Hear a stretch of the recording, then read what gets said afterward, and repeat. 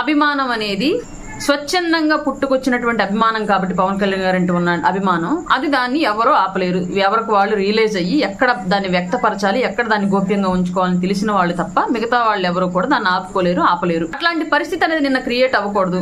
ఆయన ప్రజల్లోకి వెళ్తే మళ్ళీ ఒక 10 మంది సిబ్బందికి ఈయన సెక్యూరిటీ అనేది భారంగా మారి అక్కడ ఎన్డీఆర్ఎఫ్ బృందాలతో పాటు సహాయ కార్యక్రమాల్లో పాల్గొనాల్సిన వాళ్ళు మళ్ళీ ఈయనకి అటాచ్ అయిపోయి పని తగ్గకూడదన్న కాన్సెప్ట్ తోటి నిన్న ఆయన మీడియా ముందు కానివ్వండి, ప్రజల్లో కానివ్వండి లేరు. కానీ నిరంతరం ఆయన శాఖలకు సంబంధించినటువంటి అధికారులతోటి, ఇక్కడ వరద సహాయ కార్యక్రమాల్లో పాల్గొంటున్నటువంటి అధికారులతోటి కాంటాక్ట్ లో ఉన్నారు, సమీక్షలు జరుపుతున్నారు. ఏం కావాలో ప్రభుత్వం నుంచి నిరంతరం ఆయన పర్యవేక్షిస్తూ అక్కడ సహాయ సహకారాలు అందిస్తున్నారు.